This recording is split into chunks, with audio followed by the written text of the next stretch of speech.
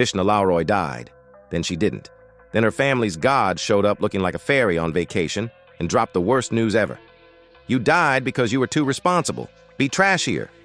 Turns out her divine power only grows if she lives like an absolute disaster. Her dad, great at being trash, terrible emperor, her spent her whole life studying and holding the empire together. Wrong move. Now she's 5 years old again, tongue paralyzed by poison, already punched a kid over an elephant slide, and her god is currently a golden sheep she keeps trying to eat. Oh, and some bearded guy just ripped open her prison cell. It might be her new dad. She's 5. Everything's fine. Also, if you don't subscribe, did he come out to your home? Vishnahel Lorowi is the type of girl who lives in her own head and thinks that's perfectly fine, mainly because she's convinced she's the one and only imperial princess of the empire. Too bad reality slapped her hard a moment ago, because she literally got executed by dismemberment.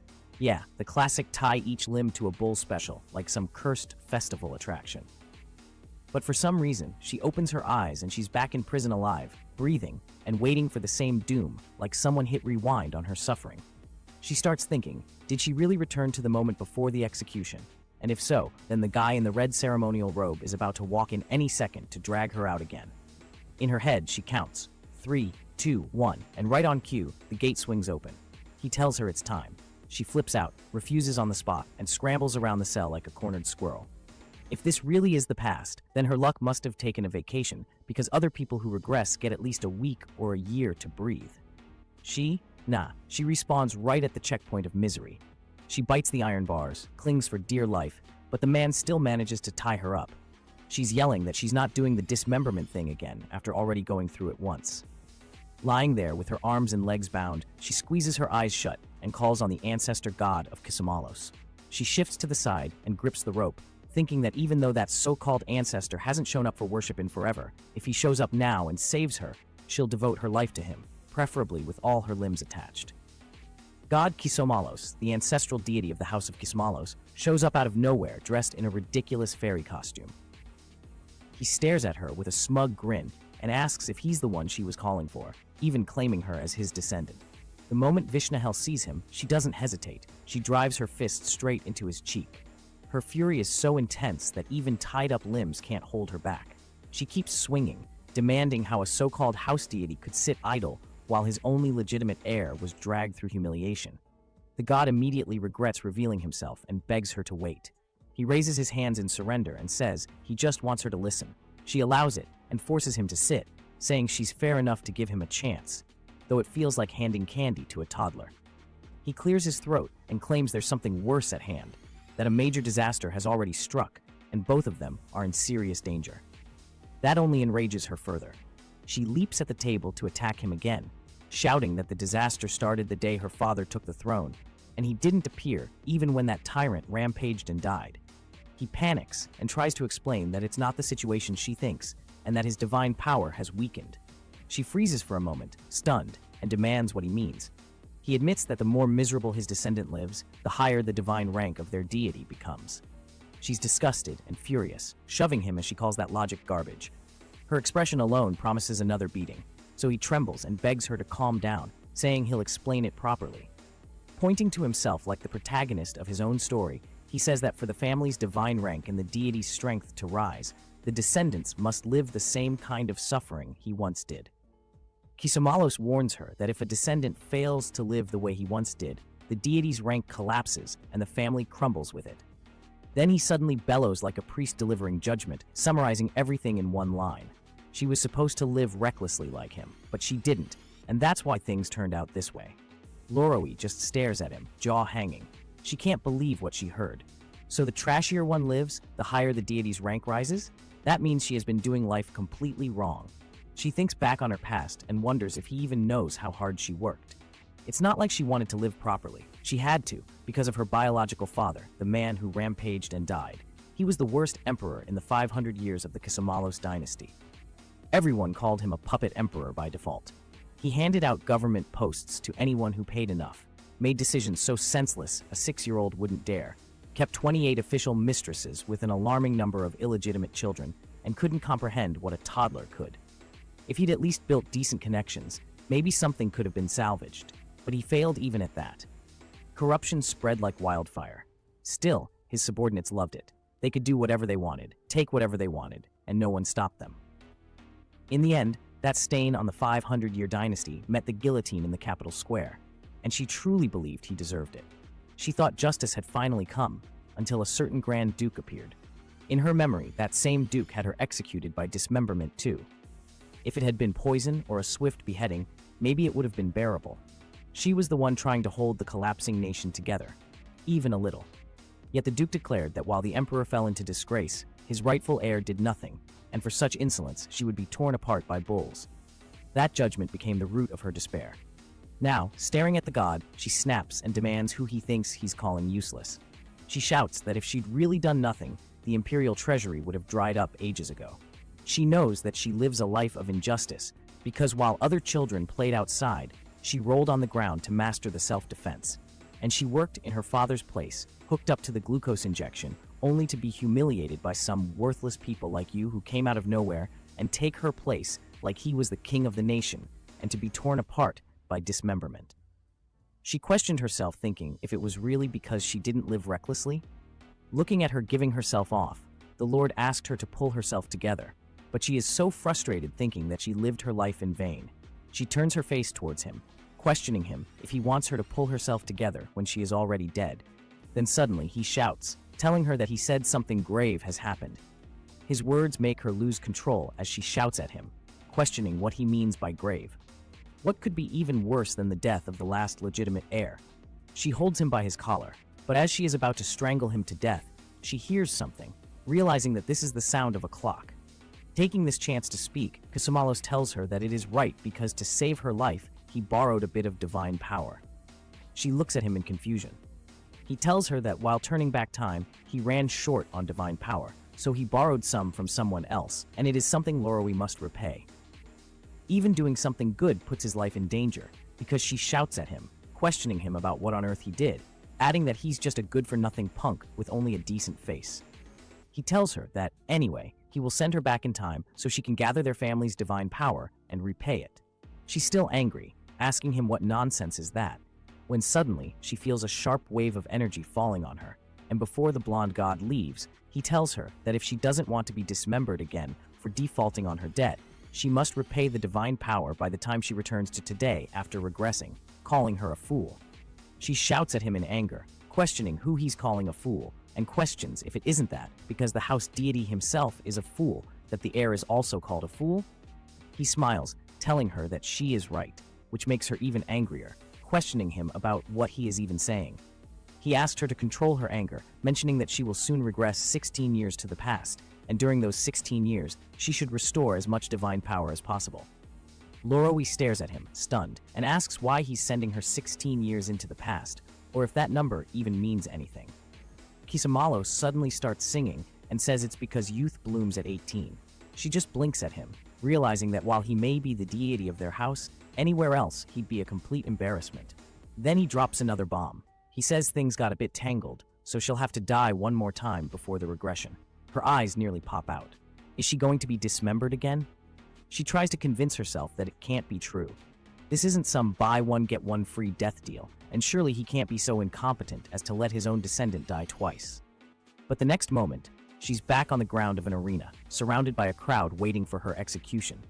She lifts her gaze to the sky and sees him there, telling her that he believes in her. Her eyes filled with tears. As the rope tightens around her neck, she wonders if this is really happening. In the end, she can only accept the truth. She truly lived her life in vain up to now. But this time, she opens her eyes in the body of a 5-year-old girl and smiles with resolve. She has one mission: live as recklessly as possible. Vishnahel returns to her childhood, aware that she is the Empire's only princess. Tears sting her eyes as she stares at her small body, remembering that just moments ago she was dismembered for the second time, and now she stands once more at the age of 5. In her world, divine power and rank determine all things. Families rise or fall depending on the might of their household deity, and those with greater divine standing enjoy privilege for generations. The ease of her and her foolish father's deaths proves that their family's divine rank has fallen to its lowest point. Frustration grips her as she wonders how her father, still emperor in title, managed to destroy their legacy within a single generation. Just then, 3 maids enter and greet her, remarking that it is a fine day. She stares at them in confusion, finding their words oddly slurred. When they place a bowl before her, she brightens for a moment, recognizing what she expects. In moments of stress, nothing soothes her more than cold water. She gulps it down, but as the taste settles, she spits it out at a maid's face and jumps on the bed in outrage, shouting to know who dares to poison her. Terrified, the maids drop to their knees, and one pleads for forgiveness, explaining that she must drink an antidote to stop the paralysis in her tongue. The maid with black ponytails cries that they understand her anger toward the venomous woman, yet she must still take her medicine. The brown-haired one opens a red box and gently offers her favorite strawberry-flavored candy, asking her to cleanse her palate with it. Vishnahel freezes as realization strikes. She has returned to the moment when one of her father's foolish lovers, relying only on imperial favor, fed her a paralysis potion. That woman was later executed, yet the numbness in Vishnahel's tongue had lasted 2 full years, forcing her to speak like a fool the entire time. She sighs in quiet defeat, accepting that since she has come back to this point, she will once again endure that humiliation. With no better option, she decides she might as well take the medicine and hope the effect fades sooner this time. When she tells the maids she will drink it, their faces brighten instantly. One praises her wisdom, while the other prepares the dose, saying they even made an extra in advance. The maid adds that the young princess already shows the qualities of a future ruler, and that the empire's fate shines brighter now that she has chosen to obey. Vishnahel quietly admits the woman has a point. The empire may have fallen once, but she still has time to change everything. After swallowing the medicine, she puckers her lips expectantly, and the maid quickly serves her the strawberry-flavored candy. The brown-haired maid bows deeply, announcing that from this day onward, her name will be Emily. Vishnahel then pauses as a sudden thought strikes her and asks the maids for the date. Emily promptly answers that it is the 3rd day of the 11th month, year 8173 of the Narok calendar. Vishnahel freezes, realizing this is exactly 16 years before the day she died, just as Lord Cazelnu had said. Even so, she cannot understand why it had to be this specific moment. Dismissing the maids, she sinks into deep thought, knowing she must raise their household deity's status to that of an upper-class god by the time she turns 21. It is only a theory for now, but since he went so far as to borrow divine power to rewind time, she knows that if she fails to repay that debt, she will face that same brutal death again, perhaps over and over for every fragment she owes. A chill runs down her spine at the thought of being dismembered repeatedly, yet one question still haunts her. How is she supposed to raise his divine rank? Before she regressed, Lord Cazelnu had told her that the only way to elevate his standing was to live recklessly like worthless trash, but she refuses to degrade herself to the level of that fool she calls a father. There must be more to it. From what she remembers of the records, Cazelnu may have behaved like garbage, but he was surrounded by capable people who supported him, and his divine strength likely grew in proportion to the talent he gathered. If she lives boldly and attracts skilled followers to manage the details, she can restore her family's divine power.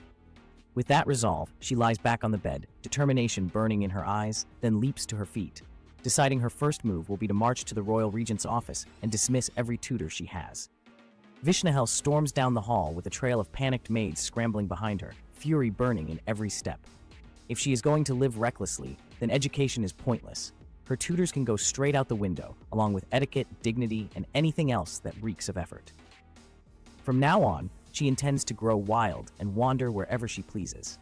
Bursting past the castle gates, she halts mid-stride, her jaw dropping at the sight of the enormous elephant-shaped slide she once dreamed of riding as a child. Without hesitation, she bolts toward it, thinking of how she never got the chance before because she always had to act noble and composed. But now recklessness is her new way of life. As she dashes toward the slide, one of the maids screams that it's dangerous, but Vishnahel brushes her off and launches herself down.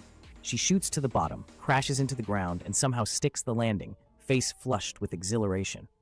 Laughing breathlessly, she shouts that it was amazing and races back up the steps, swearing she has lived far too long without this kind of joy and will ride it every day until the universe repays her lost childhood.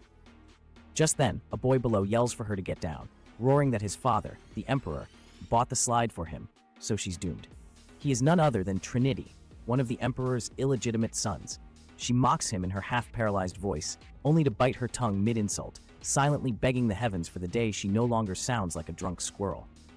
Trinity shouts again and grabs the slide, shaking it furiously, and she snaps at him to stop before climbing down with a huff, only to land right on top of him and smack him across the face. Declaring the slide is hers, she keeps pummeling him as the horrified maids rush over. And just like that, On her very first day of reckless living, Vishnahel finds herself thrown into prison once again, fuming in the cell and vowing eternal vengeance.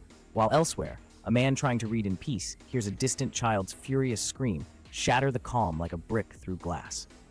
Sometime later, Vishnahel finds herself thrown into prison by her father, snapping out of her shock, only to realize she has been locked inside what feels like a political detention camp under the command of his illegitimate son. She knows she made a mistake, yet she remembers how he struck her back and acted as if he were flawless. And now, just because she gave him a tiny nosebleed, she is the only one punished. His brother also claims to be the rightful heir, insisting that every Imperial playground ride belongs to him, which Vishnahel finds completely unfair since she only wanted to enjoy them.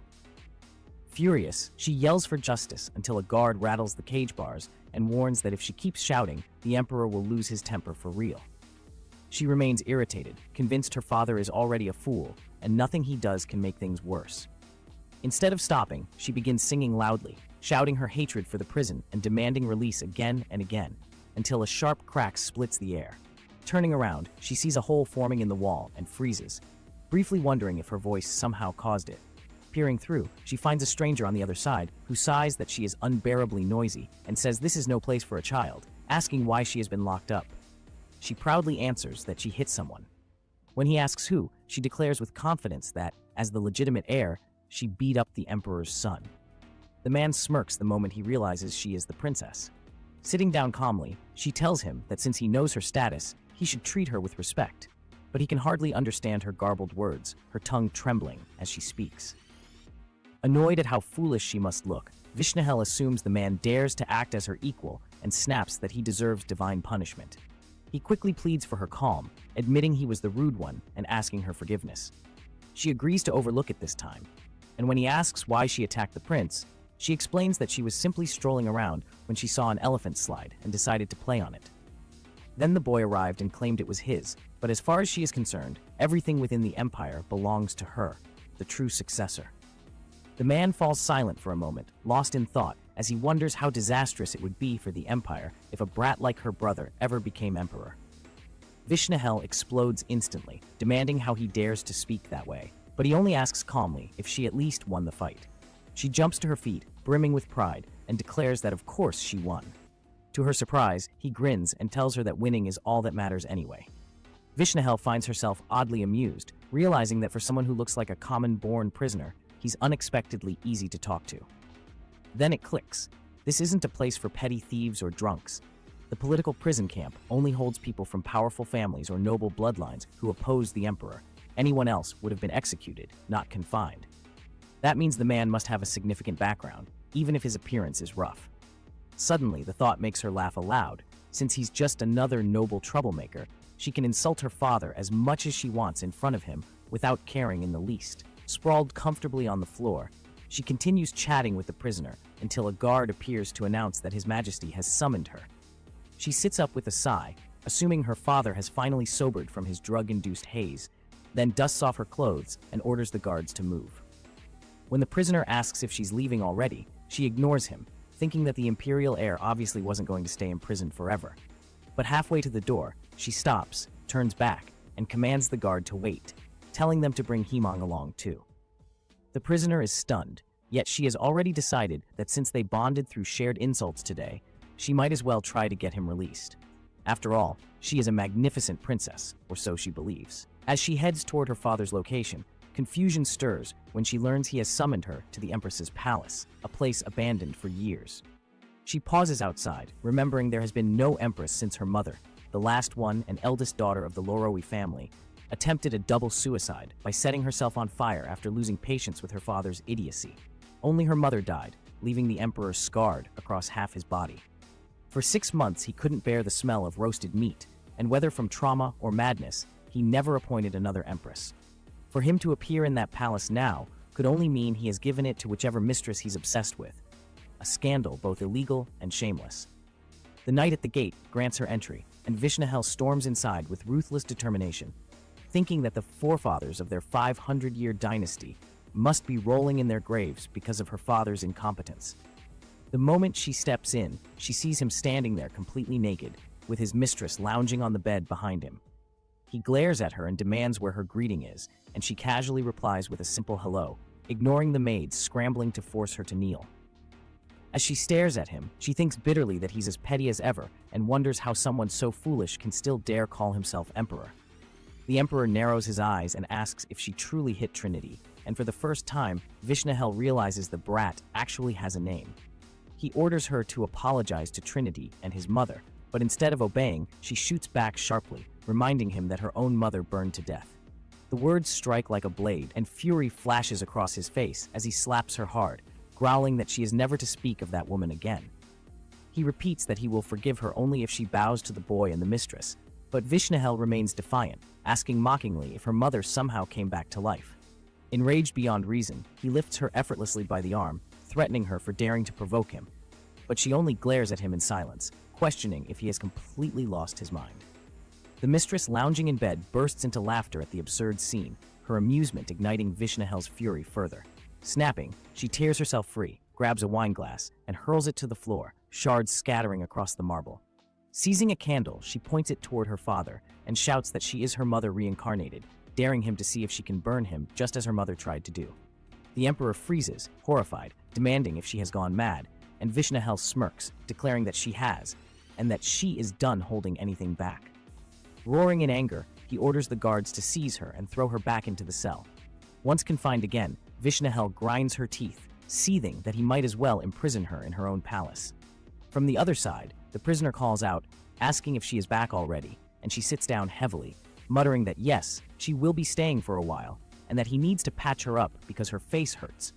When he asks if she is injured, she explodes in fury, shouting that her father struck her, splitting her lip, and even kicked her once before just for being in his way. The prisoner clenches his fists, barely restraining his rage, and demands she repeat what she just said. The little princess keeps shouting, demanding a doctor, when suddenly the wall between them cracks open with a thunderous crash. Through the falling dust, the man steps into her cell, eyes blazing, and walks toward her. Stunned, Vishnahel can only stare as he kneels slightly, his voice steady but sharp, and asks if she is all right. Vishnahel freezes as the man suddenly bursts through the wall, staring wide-eyed while he casually remarks that she looks like a fish-shaped pastry. She has no idea what that means, but before she can ask, he grips the iron door and rips it clean off its hinges, leaving her completely speechless. Stepping past the wreckage, he orders the nearby guard to protect her, and the guard bows immediately, promising to obey. Vishnahel watches him stride away in bewilderment before yelling after him, demanding to know why. If he was planning to leave anyway, he had to destroy her door and let all the cold air in, warning that if she catches a cold, it will be entirely his fault. Moments later, the doctor nearly jumps out of his skin at her voice and rushes over to check on her, asking if she is all right. She snaps back, demanding if his eyes are broken and whether she looks fine to him, making him stammer an apology before asking her to sit still. She exhales sharply, but lets him tend to her bruises. Once he leaves, she grows bored and spots a stack of books nearby, deciding to flip through one, only to realize with shock that the prisoner had been openly reading one of the Empire's banned texts. Suddenly, he appears behind her, and she jolts, yelling that he scared her half to death. Completely unfazed, he tells her that he just went and beat up the Emperor himself. Vishnahel stares at him, utterly baffled that he's still alive after something that insane, deciding he must belong to a ridiculously powerful family. Even so, she wonders why someone of high birth looks and sounds so much like a bear. A thought clicks, and she tilts her head, asking if he's Bumgora. When he confirms it, she immediately tells him to shave because he looks like an actual bear. He falls silent for a moment before declaring that he beat the Emperor for her sake. She just stares, unimpressed, asking if she ever told him to do that, since everything started as his own problem anyway. He groans, smacking his forehead in exasperation, while she points at him with a smirk and asks if he's ever heard of self-satisfaction, calling it one of life's greatest motivators. Vishnahel continues lecturing, yawning mid-sentence, about how people who crave praise lose themselves, when the man groans and begs her to spare him the speech. She shrugs, insisting she's only saying that he should manage himself better, especially with that banned book, because if he truly plans to overthrow the Emperor, reading treasonous texts in the open is idiotic. Her words actually catch his interest, but before he can reply, she yawns again and waves him off, declaring it's her bedtime and ordering him to stay quiet while she sleeps. With a faint smile, he tucks her into bed and tells her to rest well. The next morning, Vishnahel wakes up and immediately throws the table across the room, shouting at the guards for daring to feed her such revolting food. The guards panic, stammering that poisoned rations never taste good anyway, since the supply officer hoards the salt. Vishnahel glares and declares that from now on, every meal must be prepared by the Imperial Princess Royal Chef. Terrified, the guards drop to their knees, swearing to obey, and she beams proudly, turning to the prisoner with smug satisfaction and asking if he has anything to say. He sighs and, with a dry smirk, repeats her own words, asking if she's ever heard of self-satisfaction. She spins on him, calling him an ungrateful brat.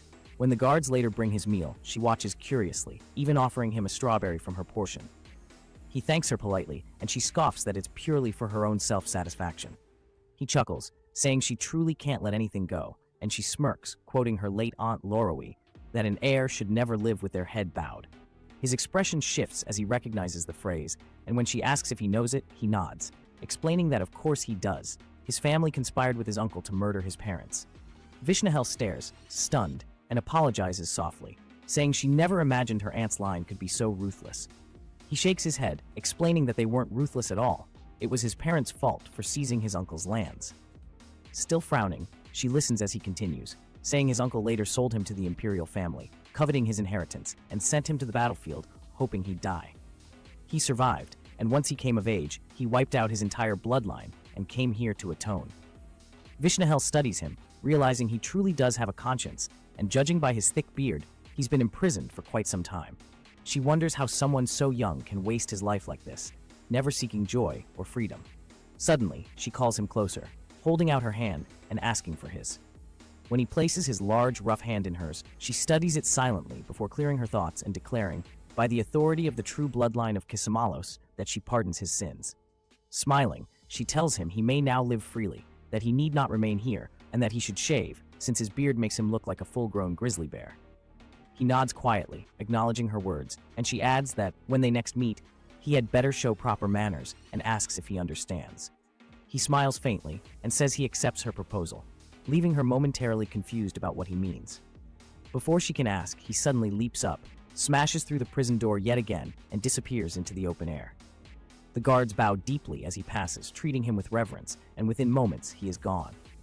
Vishnahel stares after him in disbelief, shouting after his retreating figure, demanding to know where he's running off to in such a rush. After Bumgora broke out of prison, an order soon came down for the princess to return to her room. She left everyone in the prison crying for her. The fact that no one called to ask if she had reflected on her actions made her believe one of those blockhead aides got her out with a rushed imperial decree. She sipped her drink while reading a magazine. She realized she needed to kick the damn emperor out as soon as possible. Then, her eyes fell on an ad for Squeaky duck shoes, which she had loved in her past life. She remembered being jealous, just sucking her thumb while other kids wore them, all because she had to maintain her dignity. So she knew this life she had to live was like trash. She absolutely needed to have these shoes. She jumped out of her bed, calling for her maid in a hurry. When the maid arrived, she showed her the magazine and asked her to buy the shoes as soon as possible.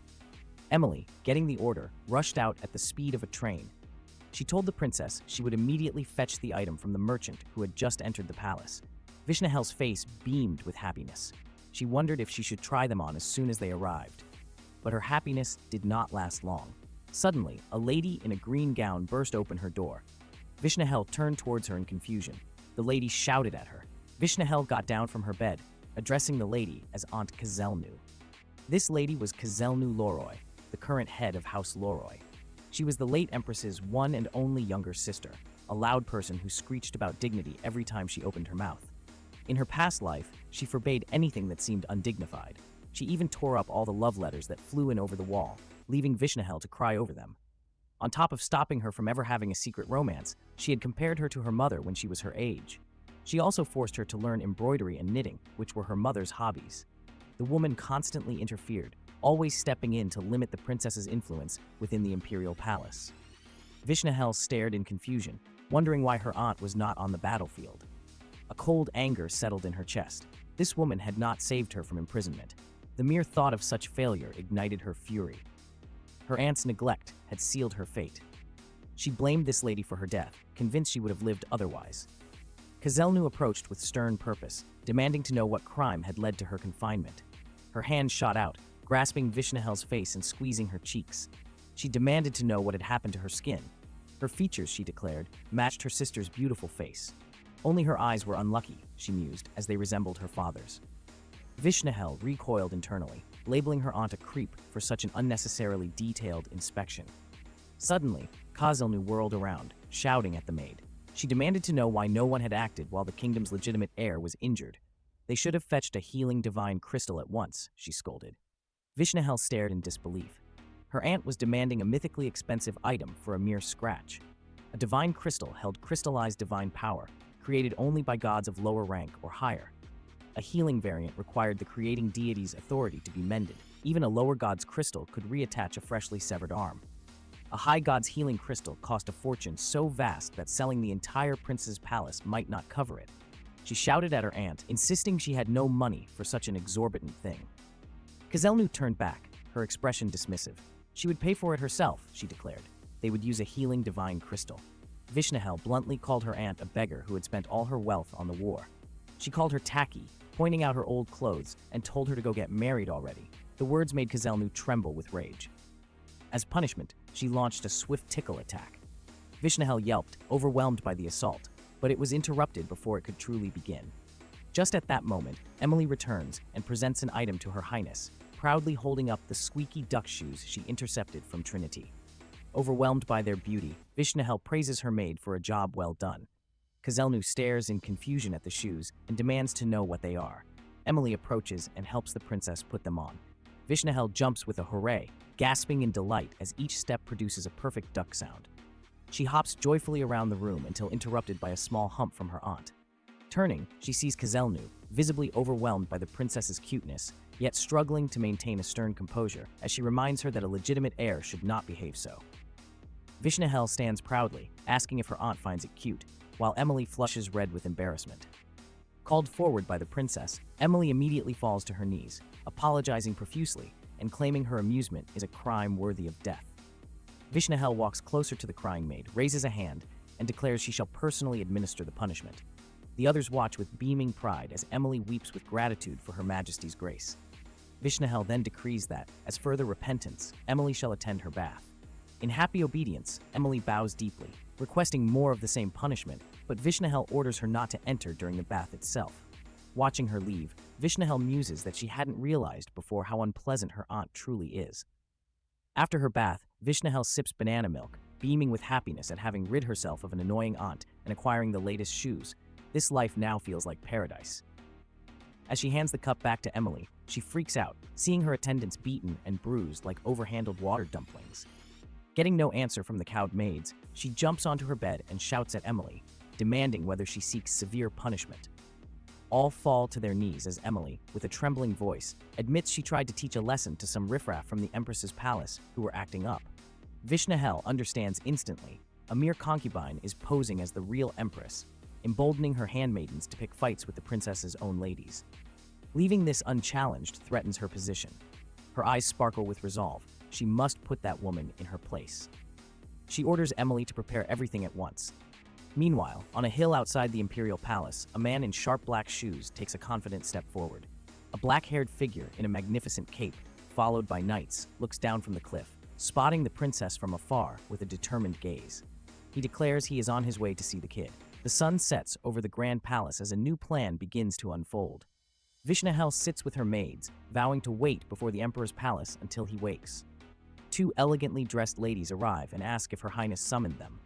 Looking at them, Vishnahel thinks she will be doing this with Lady Brigitte, who is soon to be her father's new lover. A flashback reveals the emperor taking a new mistress, an act that publicly scorned another woman. Vishnahel plans to attach Count Brigitte's daughter, the new mistress, to her block-headed father. She is surprised to learn the count's daughter has a sister, and reasons that one of them will surely be to the emperor's taste. Smiling, she decides to time their introduction for the moment the emperor wakes and shoves her toward him. But then her confidence wavers. Panic sets in. She realizes she has no idea what to talk about at a tea party. A memory of her studious past confirms she knows nothing of trends or gossip, for in her past life, she only worked and studied. Seeing her reflection in her teacup, she suddenly gets a brilliant idea. Vishnahel boldly asks her guests what the most crucial factor is in attacking Loruru's fortress. She chuckles in happiness, realizing she has found a topic that could last 4 days and 3 nights non-stop. One lady is shocked, asking if she means the Medea Kingdom's military fortress. Getting confirmation, the ladies get into their roles. Dressed in imaginary military uniforms, they debate tactics over a map. One suggests poisoning the food supply. Vishnahel, sporting imaginary sunglasses, confidently counters that contaminating the water would be far easier. The guests are swept up in the war game, passionately debating the next steps. Vishnahel points with authority, halting their chaotic discussion. She declares that timing is the most important consideration. She explains they must discuss the conditions for the assault, noting that international law forbids surprise attacks. Night falls. Completely exhausted, the two sisters beg to stop, with one blindly agreeing to everything Vishnahel says. Vishnahel finds them pathetic, but resolves to continue until the Emperor appears. Thinking for a while, she tells the ladies she wants to play house too. An angry voice suddenly interrupts, demanding to know who is causing such a ruckus outside the palace.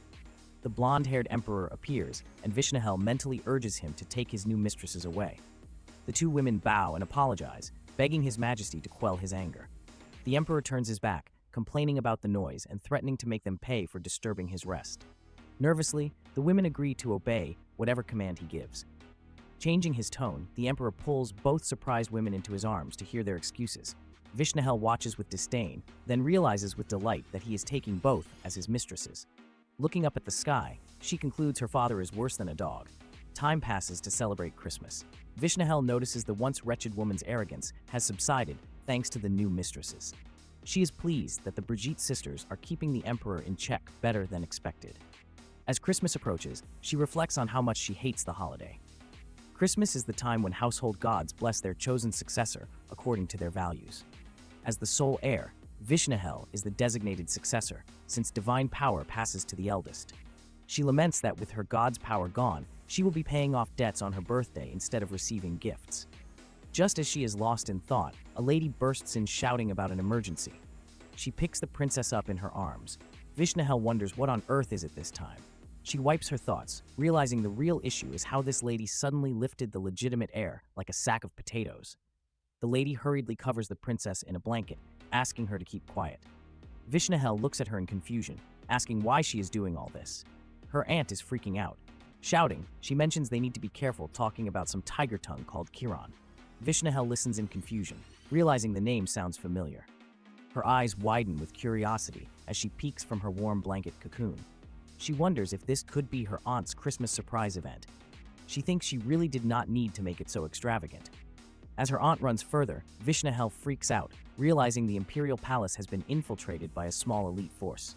She gives them a mental thumbs up, hoping the intruders assassinate the Emperor for Christmas. Speaking from her blanket, she scoffs. She knows the intruders do not stand a chance with so few troops, not when her aunt, known as Leroy the Explosion, is stationed with the Imperial Guard.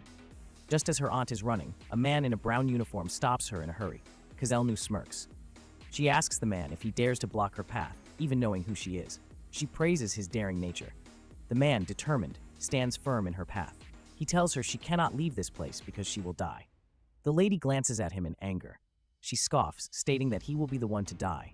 The boy's eyes sparkle with happiness. He agrees that she is right, and he is the one who will die. Both ladies look at him in confusion. He explains that the bastard Duke Kiran has no intention of harming the princess. He begs for her cooperation. He asks her to come quietly because if not, he will die. He opens his jacket, revealing a torso lined with bombs. He shouts that he is that insane explosion divine general. The lady hides the princess, shouting that he already blew up half the palace and still thinks nothing of it. The boy starts crying, insisting it is not a threat. With a scrambling voice, he swears on his life that his boss means no harm. He grinds his teeth in frustration. After all these years, the man shows up just to demand private troops and divine power, and now he will end up dead at this rate. Vishnahel glares at her aunt. She orders the lady to put her down, stating they should just go with them. Once free, Vishnahel walks closer to the boy. She asks him what exactly his relationship is with that man. The boy wipes away his tears, revealing the man killed his whole family. Cazelnu freaks out. Vishnahel looks at him, uncertain if she should offer condolences. The boy smiles and tells her not to, because they got themselves killed for doing things that deserved it, a family tradition of poor life choices that really puts the fun in dysfunctional. Vishnahel studies him, feeling a strange sense of déjà vu. She takes her aunt's hand and tells the boy to lead the way. She must see the face of the Duke who dares to summon her. She will see him with her own two eyes. A dark-haired man named Ende sits upon the throne, his foot pressing down on Vishnahel's cowering father. A guard announces their arrival as she and her aunt enter the throne room. Vishnahel furiously points at the intruders, screaming at the cursed fools for daring to sit on the throne. Ende looks at her with surprise, noting her extra weight suggests she has been doing well since they last met. Vishnahel snaps back that she is a perfectly normal weight. She stomps her feet, demanding to know what he could possibly know about her. Ende looks on in confusion, wondering where this attitude came from. Her aunt explodes with rage, threatening to kill them all. Ende coolly identifies her as the real problem. He speaks of Vishnahel's choice, stating he will follow whatever she decides. Her father desperately begs her to choose him, pleading that they are blood relatives. Vishnahel demands a proper explanation. Ende insists she acted freely because no one ever intervened, so they gave the princess the choice. He states that if she chooses the fool as her father, he will take responsibility and commit suicide. But if she chooses him, he glances over, promising to protect her until adulthood. Finding the explanation ridiculous, Vishnahel scoffs. A brown-haired man steps forward to clarify Ende's unusual nature. Using an imaginary chalkboard, he explains his superior was just released from prison and suddenly declared himself Vishnahel's father. He emphasizes the high stakes. Her choice will determine her father. He panics, realizing if neither man is chosen, he will be forced to self-destruct along with the Emperor, a job hazard he definitely did not sign up for. Vishnahel's aunt scoffs at the idea, calling it impossible. Vishnahel agrees, remarking that her aunt cannot handle politics. She eyes Ende suspiciously and asks if he is the culprit. Confused, Ende asks what she could have possibly thought until now. Flustered, Vishnahel insists that first impressions matter, and she could not recognize his audacious face. Ende kicks her father again, reminding everyone that his cousin still possesses explosive divine authority. Vishnahel sighs, calling the culprit a madman. Ende admits he hears that often, but she snaps that it is not a compliment. Vishnahel tells Ende to follow her so they can talk. He agrees. Her father pleads with her, but she dismisses him as all bark and no bite. They walk away together, leaving her father behind.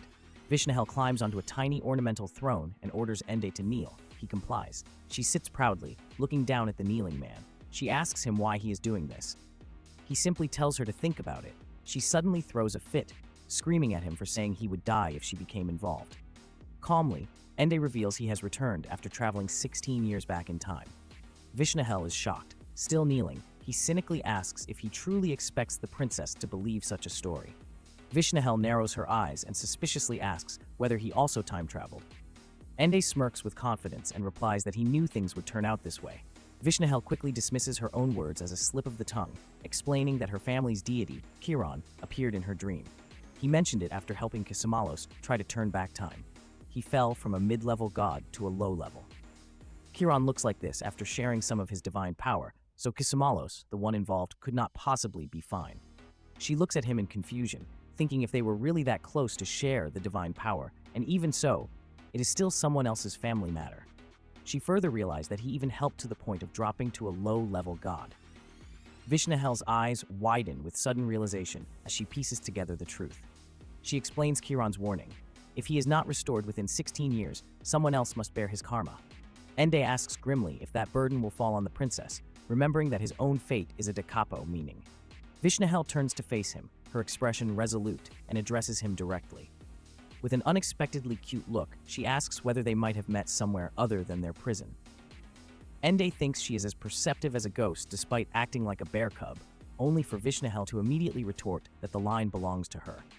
He winces and admits that although he has no memory of time traveling, Chiron insists that he did.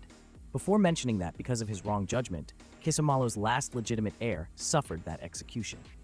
Jumping on her feet in excitement, she leaps onto him, furiously shaking him and demanding whether he understands how much pain he caused. Ende calmly apologizes. Now perched on his shoulders, he further declares that he will raise her properly if she bets her life on him. He knows that she also needs to form her own people to recover divine power, so he will also support that. She tugs at his hair, demanding to know why he is helping her and insisting he tell the truth. Ende explains that her family's divine power only awakens if the child is raised properly, confirming Vishnahel's suspicion that he is disturbingly perceptive. Vishnahel erupts in fury, realizing he has been trying to use her all along, even as he claims that no one understands her better than he does. Grinding her teeth, Vishnahel bites his shoulder and complains that it hurts. She finds it frustrating to admit that he is right. He bluntly asks whether she needs the bathroom, which only infuriates her further as she yanks his braids and yells at him. Vishnahel finally sighs, concluding that despite everything, allying with this man is still her best option. Making a chart between her father and this guy, she comes to the conclusion that he has more good points than her father. She points at his face and calls his face audacious. Ende coolly thanks her for the compliment, but she snaps that it was not one. Declaring that they are leaving, she orders him along, and he calmly agrees. As they exit the grand chamber, a brown-haired man watches in shock while Vishnahel gives a small wave. Her aunt happily approaches her and asks Vishnahel whether her conversation went well. Vishnahel pats the step below her throne and orders the black-haired man to sit. He obediently sits at her feet on the step of the throne. Holding out her hand in a commanding gesture, she orders him to kneel once more. Placing her hand on his bowed head, Vishnahel solemnly appoints him as her father. A faint smirk appears on Ende's face as Vishnahel demands that he raise her properly and well. He announces that, by her command, he has earned the right to be her guardian. He promises that on the day Vishnahel comes of age, he will return the throne to the house of Kisamalos. The newly appointed father lifts his daughter, and together they look toward a triumphant future. Ende orders his men to take the old emperor away. The blonde former emperor is tied up and dragged off, screaming Vishnahel's name. He shouts again and again, demanding why she did this. She looks at him, recognizing he is an idiot as always. He knows the reason yet acts unaware. She turns and slaps Ende's chest. He glares at her, smirking, and questions if she realizes this is not over. She smiles, stating she knows, and he should not take her for a fool. He asks her not to call him that, as he is no longer a big oaf but her father now. Vishnahel snaps back that she is the princess and tells him to make the declaration properly. Watched by the red-haired woman and the brown-haired man, a royal declaration begins for the year 8173 of Nok reckoning. Ende proudly proclaims himself the new emperor and declares the dawn of the first year of his reign. He holds a cheering Vishnahel aloft and raises a victorious fist. Wham! His triumphant stance seals the new reign. The grand throne room stands ready for its new rulers. A royal decree is officially signed. It names Vishnahel Lorowi Kisamalos as the sole heir. The document condemns the former emperor, Helbutro Kisamalos, and the empress to death. It formally appoints A as acting emperor until the princess comes of age. Vishnahel cleverly plans to take official credit for the palace raid, a move that both protects Ende and gives her leverage over him. A guard reports that the chief ministers have gathered. Ende orders them brought into the audience chamber. The assembled ministers stare forward in stunned silence. The lead minister recognizes the man on the throne and fearfully mutters that he is a mage. As the nobles tremble, Ende assures them of their safety, so long as they do not oppose him. He then challenges any dissenters to raise their hand, boldly pressing a blade to his own palm. The minister freezes in shock upon seeing the princess present. Vishnahel calmly sits on Ende's lap and declares she will be the one to decide. When the former emperor is shown bound, the nobles are horrified to learn Vishnahel will choose his method of execution. Her thoughts burn hot and simple. She cheerfully proposes burning him at the stake, calling it filial piety since her mother was burned alive. Her fiery demand terrifies the court. They whisper that she is a daughter of flames. An elderly noblewoman silently thinks of the child as a ruthless wench and instantly regrets the vile thought. Vishnahel sweetly informs the trembling woman that she will remember her insolence for 10 years. The old lady apologizes, stating she would never use such a wild word. The princess smiles, mentioning that she talked back, so she will remember it for 30 years as well. The lady grinds her teeth in frustration. Ende looks at Vishnahel and casually asks if her father should kill her. Vishnahel spares her instead, deeming her too useful, like a surprisingly sturdy piece of antique furniture. With a nod, her father agrees. Vishnahel smiles, pleased. Remembering their bond, she affectionately calls him a big oaf. Father and daughter share a determined look, ready to face the future.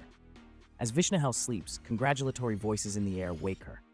A familiar voice praises her for winning over Chiron. She recognizes it instantly. A radiant, golden-haired man suddenly appears, making her scream in shock. He explains that her bond with Chiron restored enough divine power for him to manifest. Staring in awe, she asks if he is truly Lord Kisamalos. He internally calls her a fool and looks slightly flustered. He mentions that before manifesting, he poured his strength into her dream to deliver this message. Vishnahel admits she has never received a divine message before, unintentionally embarrassing the god. Scratching her head, she wonders why a father-daughter bond worked when she believed living recklessly would restore her power. He calls her a fool, telling her that she cannot rely solely on faith and become lazy. He explains she must also gather allies to build her divine strength. She innocently wonders if acquiring 100 fathers would work. The exasperated god laments that all his heirs are blockheads. Sighing, he corrects her. Bonds also include the devotion of vassals and the trust of the people. Love, he says, is power, something the previous rulers lacked. Vishnahel raises her hand eagerly from a tiny desk and declares she understands at least one thing. Holding up a glowing star, he promises to reveal the fastest way to build divine power. With dramatic flair, he announces the answer: take 100 lovers. Vishnahel explodes in fury, calling him a jerk and angrily refusing. She declares she will have only one husband. The god muses that fate rarely works that way for their family. Remembering the misery her promiscuous father and grandfather caused her mother, Vishnahel firmly vows to live differently. She frantically waves her hands, rejecting the absurd idea. The god cheekily suggests that saying "I love you" does not require responsibility. Vishnahel only insults him again, calling him garbage and pointing an accusing finger at his smug face. Suddenly, his divine message breaks down into smog, leaving her staring in utter confusion. Just as he disappears, her eyes open. She looks at the roof, hoping that it was just a stupid dream. Vishnahel steps outside in an elegant pink dress, her maid close behind. Following the recent chaos, the palace remains on high alert with extra guards assigned for her protection. A red-haired knight approaches to check on her. Looking at his unfamiliar face, she realizes he is not one of their own. The knight proudly confirms her suspicion. He and his men are knights of House Chiron. He explains that forces loyal to the deposed emperor are attacking the palace. They are here to guarantee her safety. Vishnahel pats his armored leg in acknowledgement. The flustered knight declares it an honor to protect her. She sighs, wondering aloud why both she and her aunt attract such peculiar attention from overzealous guardians. The knight hurriedly waved his hands, insisting that was not the case. He believes his boss has good intentions, though he admits the man is a bit peculiar. Just as Vishnahel is engaged in this conversation, a sudden commotion erupts. A golden sheep jolts her by creating chaos near the castle walls. Vishnahel shouts, asking her maid about this strange new creature. The maid happily points out that the golden sheep appeared at dawn and started bleeding incessantly. No one stopped it, believing it must be a good omen. The knight in a blue uniform agrees, suggesting it is a symbol of the Kisamalos line. Vishnahel smiles, asking if it is a good sign that Chiron, and not Kisamalos, has ascended the throne. The knight listening to this freaks out, drawing his blade. He vows to confess and wash his sin with death. Vishnahel chuckles. She tells him it is all right, as it was just a joke. She further mentions that since the day is so fine, they should enjoy lamb to their heart's content. She orders the soldier to catch the sheep and tells a maid named Emiri to fetch the master cook. Both rush away instantly to follow the command. The knight captures the golden sheep. Binding it with rope, he thinks that, symbol or not, the creature has a 100% chance of dying by his hand. He imagines trying to nap only to be awakened by that awful noise. He presents it to the princess, stating that since it will die anyway, they might as well proceed. Vishnahel waits eagerly for the promised lamb. Emiri returns with the nervous-looking head chef of the imperial princess's palace. Vishnahel struggles near the bleeding sheep, excitedly announcing a full lamb menu for breakfast. The head chef respectfully informs her that the sheep is far too old and tough to be eaten properly. Cooking it is not a good idea. A sad Vishnahel considers his words. If the master cook says so, then the meat must not taste good. She also thinks eating an animal that seems like a symbol of the imperial family is strange. The lamb looks at her with pleading eyes. She orders the sheep to be taken far away. The red-haired man agrees to leave it outside the palace gates. As he carries the crying animal away, Vishnahel watches. She realizes that if they simply release it, villagers will surely catch, slaughter, and use it. She looks at the crying creature, her stomach growling. She has gotten quite hungry this early morning and will have to ask for her breakfast. Just as she is about to inquire about the day's menu, her aunt rushes toward her in joy, calling her name. The woman proposes a joint breakfast to review table etiquette, but Vishnahel thinks they should eat at their own house. She announces she is going to the dining hall to dip rolls in her soup. Her aunt scolds her for forgetting the etiquette rules. Vishnahel retorts. She tells her aunt that there is nothing wrong with it because bullies live like that anyway.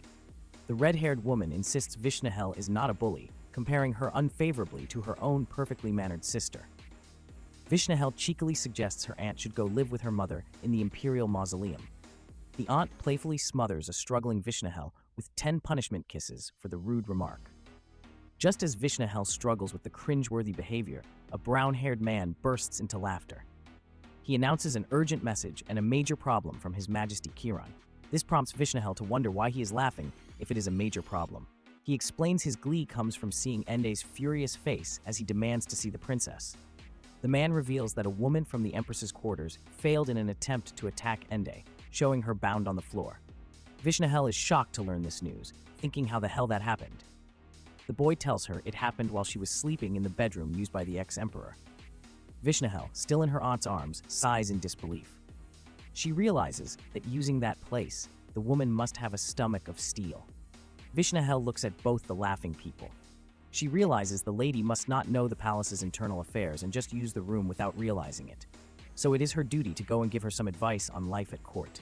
She further suggests to both people that they should go see the vulgar woman's wrinkled face. They arrive in a dark chamber where the bound pink-haired woman kneels before a pensive Ende.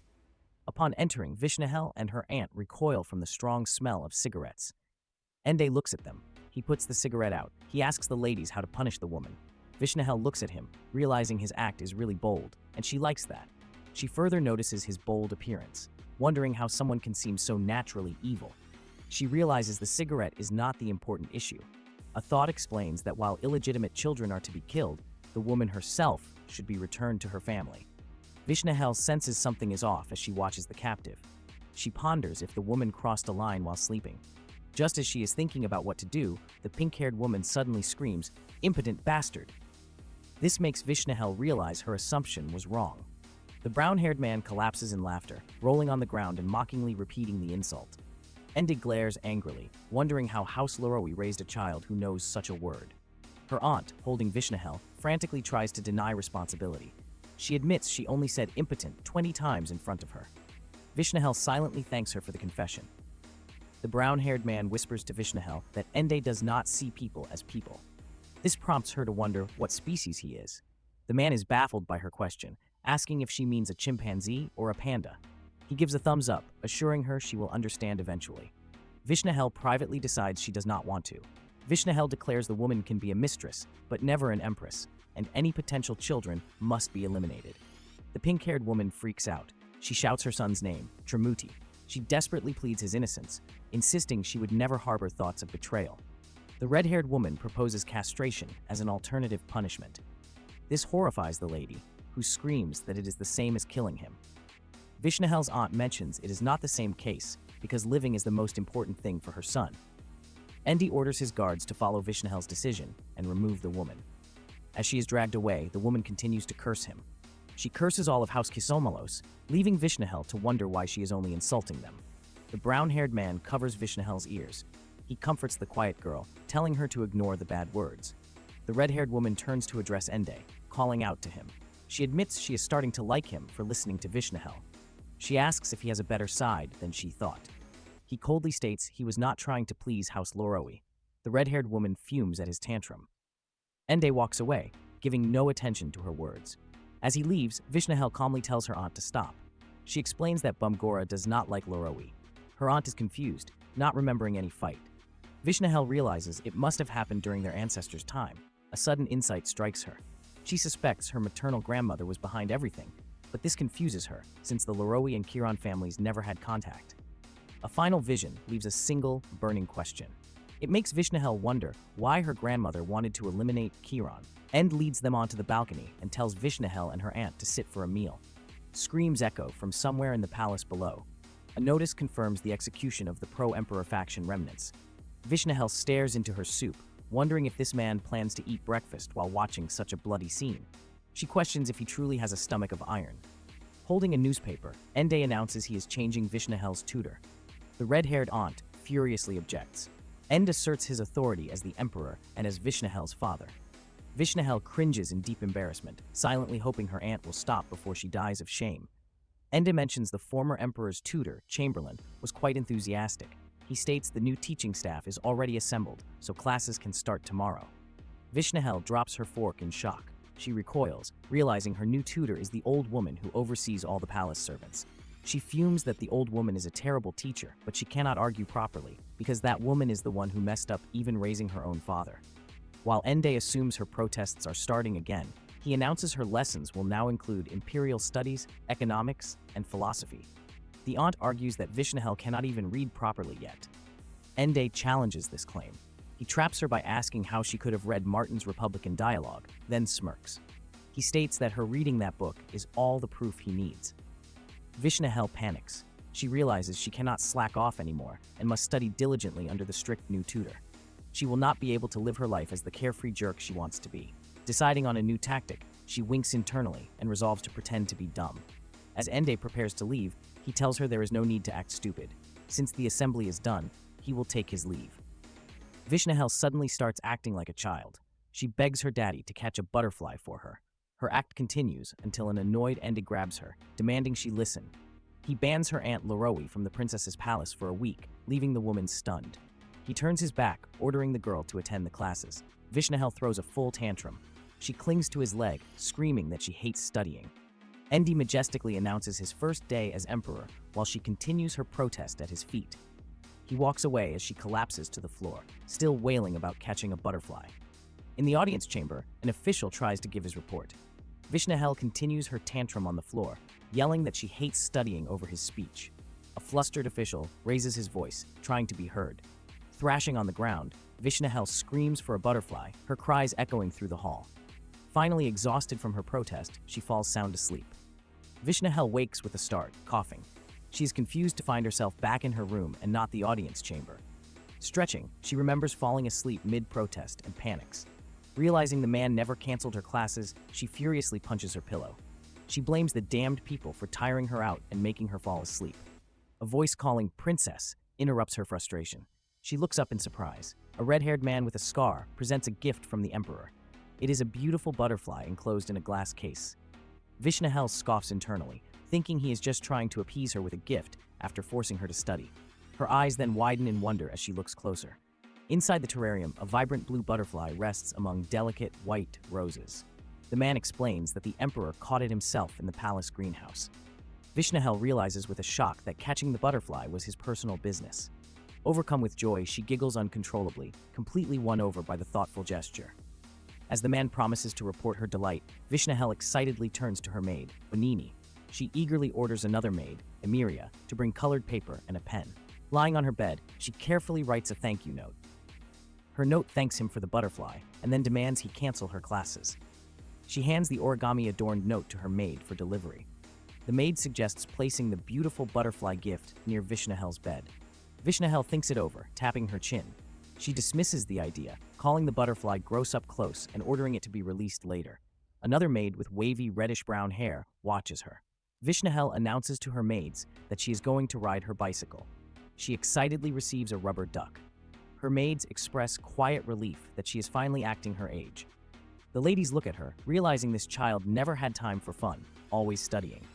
They are happy to see her behaving like a child now. Even when there was something she wanted, she always rejected it for the sake of dignity. A brown-haired maid laments that she and the others could only watch, unable to act without orders. She thinks to herself that, despite being a mere servant, she truly wishes for the princess to be happy. A maid cannot do anything the master has not ordered.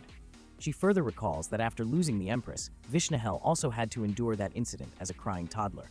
The story flashes back to the first Emily, a maid with long teal hair who served when Vishnahel was much younger. The narrator explains Emily was the head of the maids and a trusted confidant to the Empress. Since Vishnahel trusted Emily more than anyone, the ensuing catastrophe becomes unavoidable.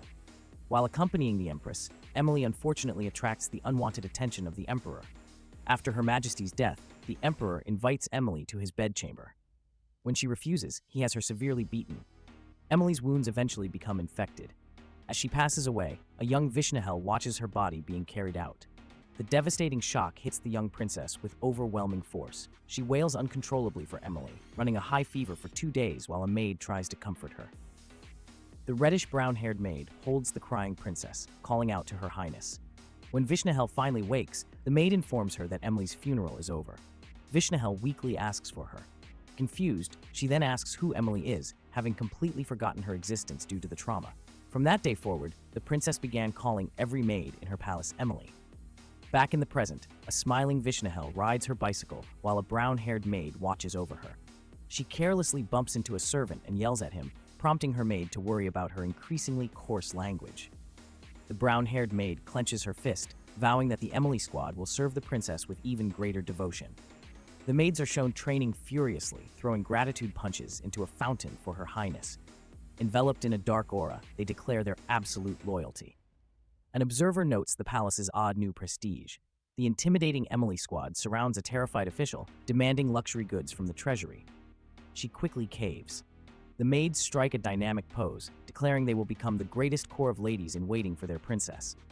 Vishnahel happily rides her bike, followed closely by her fiercely loyal, aura-enveloped maids. She beams with pure joy as she rides through the palace grounds.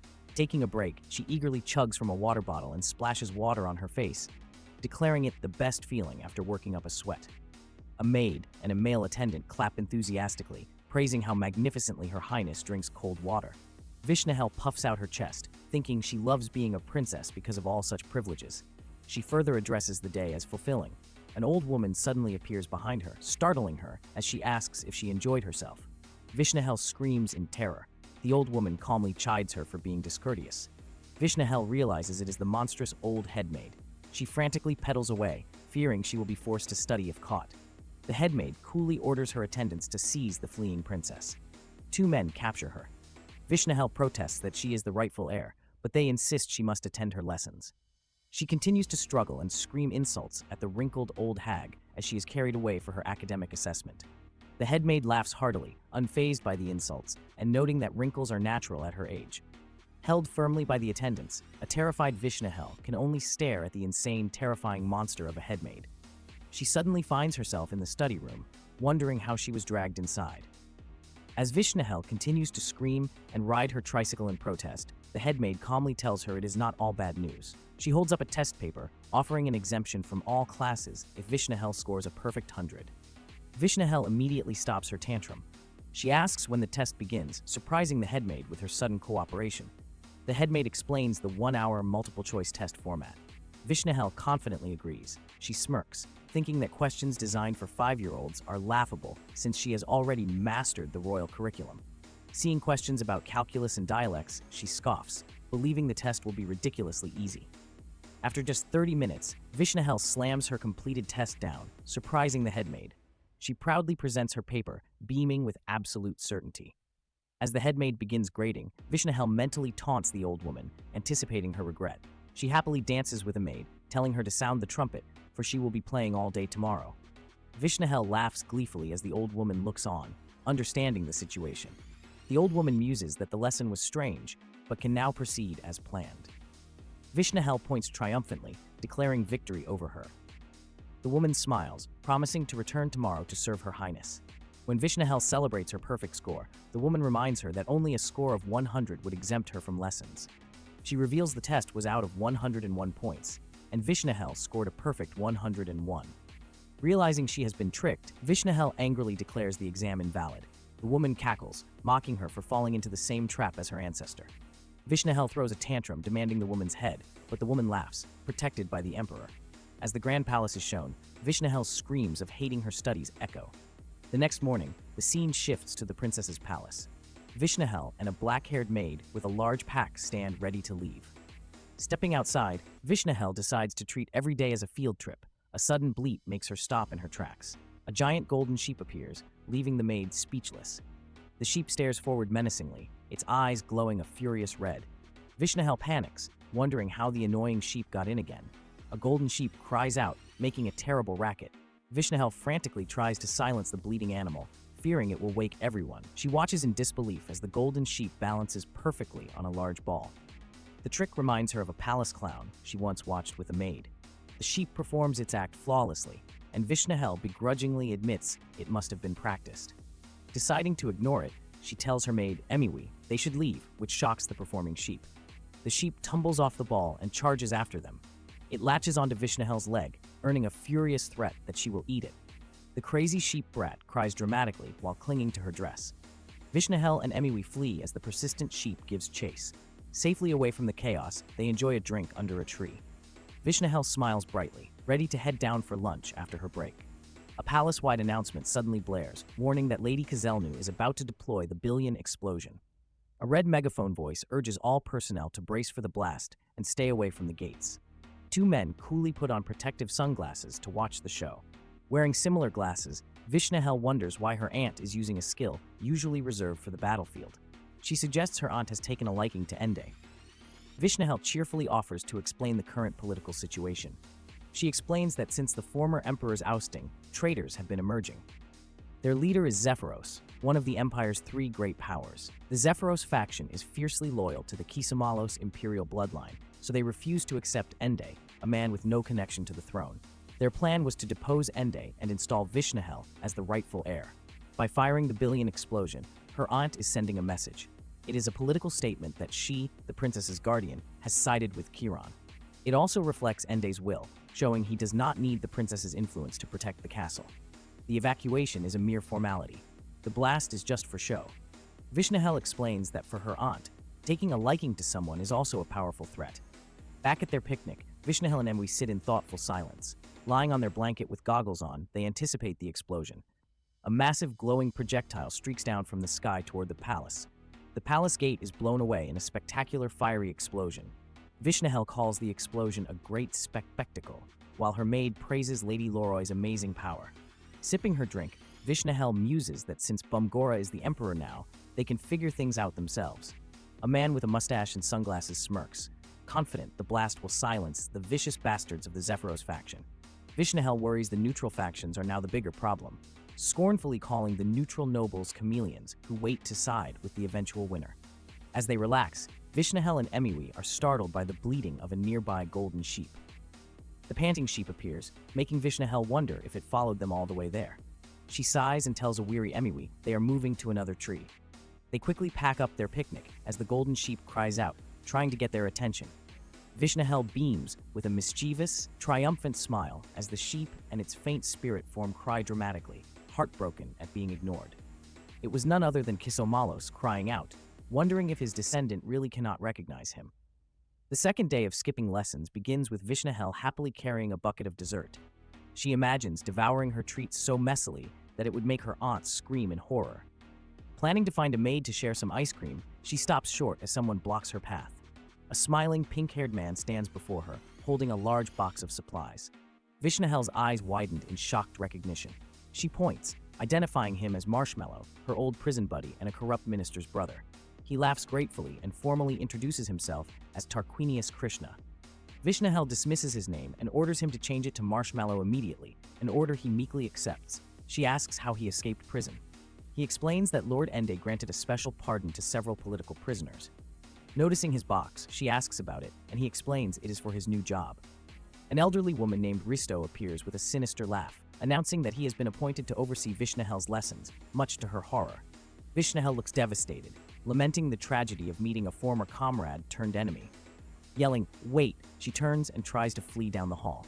Marshmallow calls out to her with a sly smile, tempting her to stop by, warning that she will miss out on an incredible item. Intrigued, Vishnahel turns back, gripping her dessert bucket with grim determination. She looks at him, realizing the day has finally come. She studies his jolly face, knowing even if he looks friendly, he is not someone to be taken lightly. She remembers that before Bumgora became her new father, there was a time when he used the excuse of punishing corrupt ministers to take bribes. The person who always sent her the royal edicts back then was none other than Marshmallow. She notices his trembling hands. She realizes he is the kind of guy who could talk his way into deceiving even his own brother. She thinks that before he runs his mouth any further, she will finish him with the Kisomalos assassination spoon-throwing technique. Just as she is about to do that, he cheerfully presents a pink and green toy that makes a ball float. Vishnahel gasps in amazement. He proposes a card game. If she wins, she gets the toy. If he wins, she must accept her lessons. Thrilled, she eagerly agrees and suggests a handicap, demanding 2 turns for every one of his. Marshmallow readily agrees. Vishnahel orders an attendant to prepare her bedchamber for the game. Sitting like a tiny queen, she plays confidently. She realizes too late that she has been tricked into a 2-hour history lesson as Marshmallow explains each matched pair in detail. Elsewhere, Ende calmly reads a book and sips coffee, laughing about the lovely weather. Suddenly, his right-hand man bursts out laughing, making fun of his boss.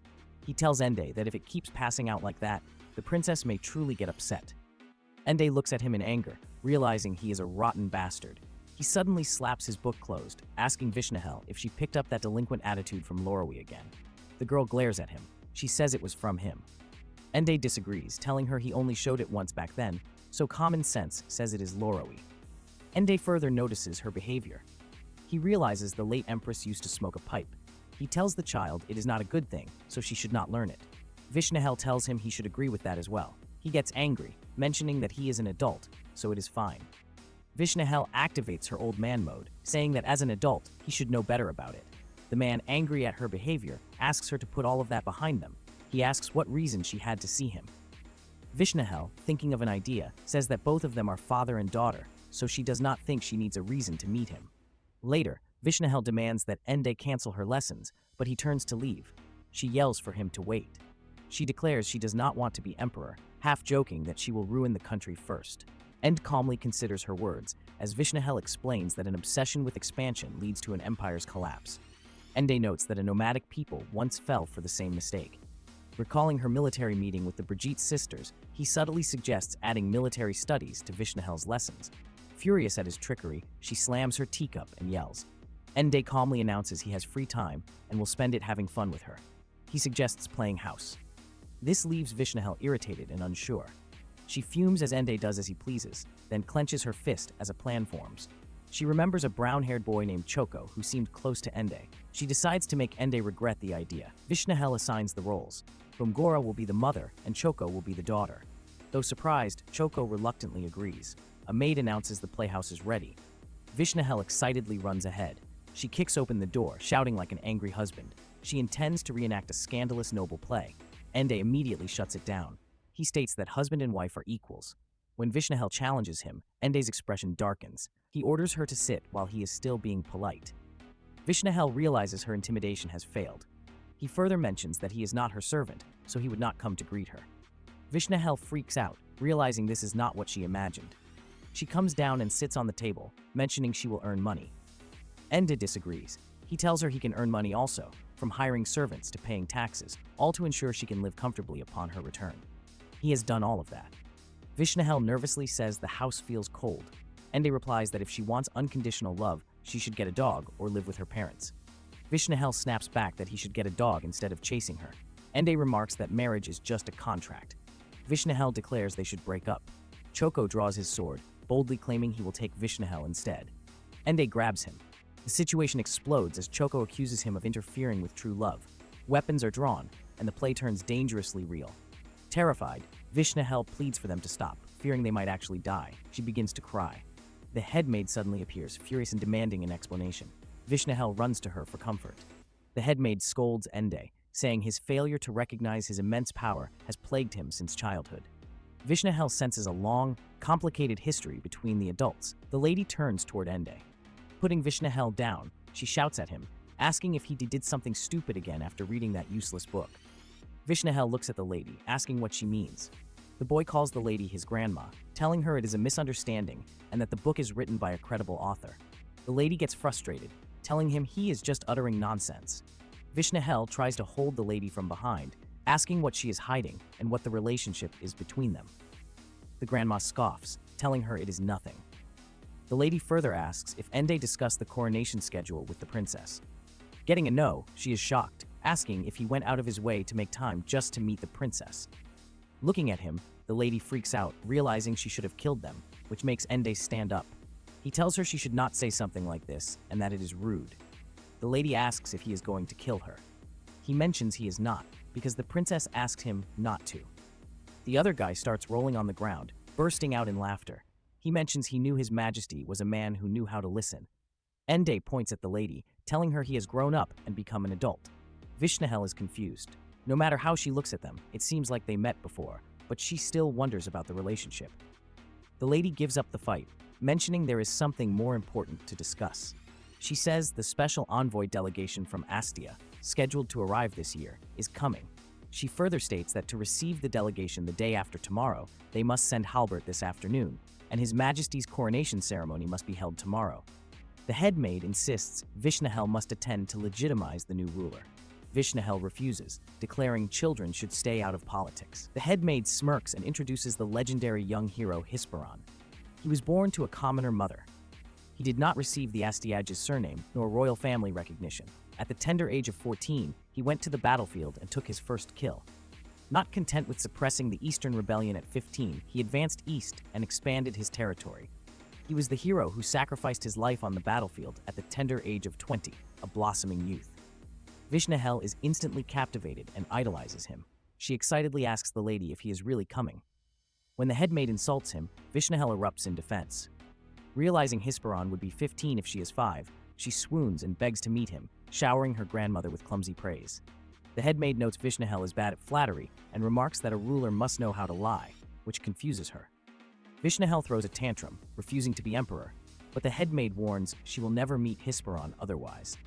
The emperor interrupts, angrily demanding admiration for himself instead of Hisparon. He asks her to hold on, because if she is talking about going to work at 15, he has been there too.